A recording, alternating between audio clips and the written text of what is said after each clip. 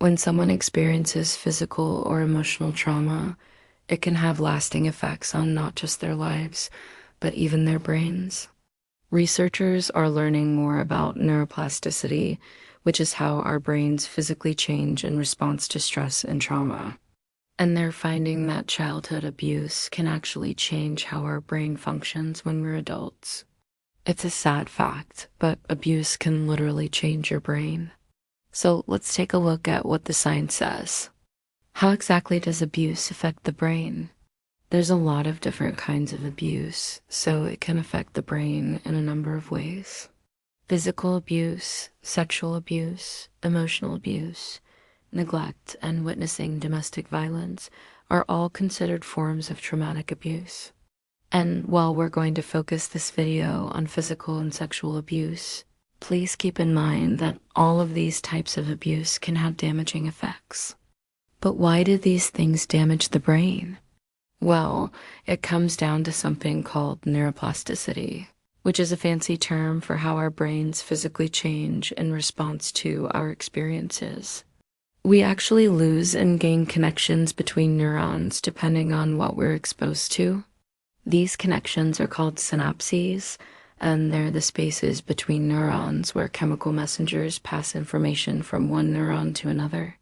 Synapses are like the roads between cities. When we learn something new or experience something intense, new synapses are created or existing ones get stronger. When we don't use certain synapses very much, they can become weaker or even disappear entirely. This is how we form memories and learn skills. In fact, neuroplasticity is essential for our survival. It allows us to adapt to new circumstances, and it helps us heal from injuries. But neuroplasticity works both ways. Just like we can strengthen synapses by learning a new language or playing an instrument, we can also weaken them by abusing substances or being abused ourselves. And that's why people who experience severe abuse or stress often suffer from mental disorders like anxiety, PTSD. They have literally changed the way their brains work. But how does this happen? Let's take a closer look at the science. When we experience stress or trauma, our bodies produce chemicals like cortisol and adrenaline. These chemicals can cause changes in the brain, especially in areas that control emotions and memory. For example, one study found that people who had experienced physical abuse as children had less gray matter in the hippocampus region of their brain. Gray matter is important for processing sensory information and controlling muscle movement. It's also involved in higher level functions like thinking and reasoning.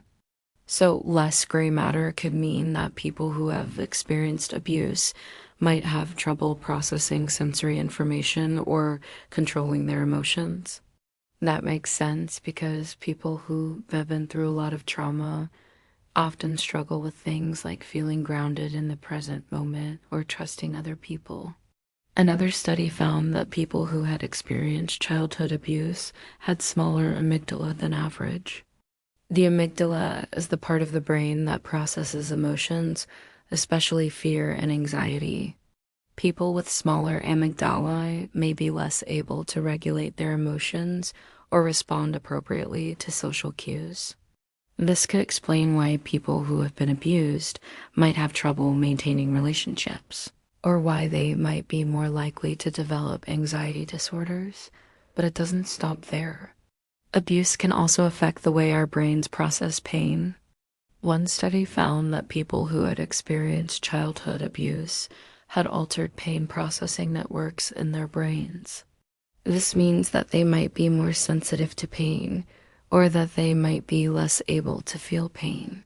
Either way, this could explain why people who have been abused might be more likely to suffer from chronic pain conditions. And finally, abuse can also affect the way our brains process memories. People who have experienced abuse often have trouble remembering specific details of the event.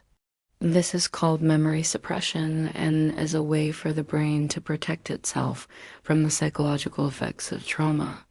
However, this can also make it difficult for survivors of abuse to accurately describe what happened to them. which is why many people don't report abuse until years after it's occurred. So, as you can see, abuse can affect the brain in a number of ways. But the good news is that our brains are constantly changing and growing. This means that we can take steps to improve our brain health and reduce the negative effects of abuse. One of the best things we can do is to practice self-care. Self-care is about taking the time to do things that help us relax and recharge, like taking a hot bath, reading a book, or spending time in nature. Self-care can help reduce the levels of stress hormones in our bodies, which can in turn improve our brain health. We should also try to eat a healthy diet. Eating healthy foods like fruits, vegetables, and whole grains can help improve blood flow to the brain and provide the nutrients our brains need to stay healthy. On the other hand, eating unhealthy foods high in sugar and fat can have the opposite effect. Exercise is also important for brain health. Exercise can help increase the amount of oxygen and nutrients flowing to the brain, and it can also help reduce stress. Just a few minutes of exercise each day can make a big difference. It's also important to get enough sleep. Sleep is when our bodies do most of their healing and repair work. Most adults need around 7 to 8 hours of sleep each night. If we don't get enough sleep, we deprive our brains of the rest they need to stay healthy. We should also try to build a strong support system.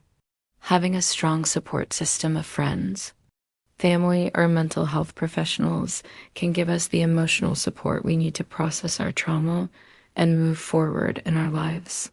Talking about our experiences with others can help us feel less alone and can also help us develop coping mechanisms. Finally, it's also important to learn how to manage our stress. There are a number of different techniques we can use to manage stress, such as deep breathing exercises, yoga, or meditation.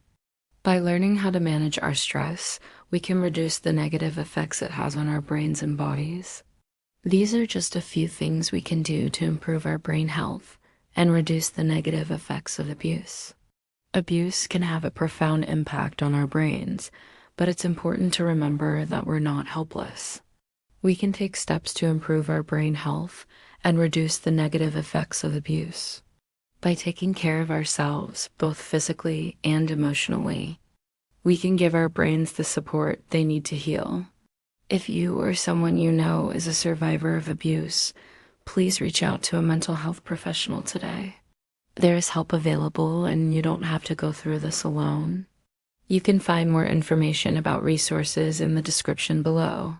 What did you think of this video? Let us know in the comments and share any thoughts you have as well. The studies and references used are listed.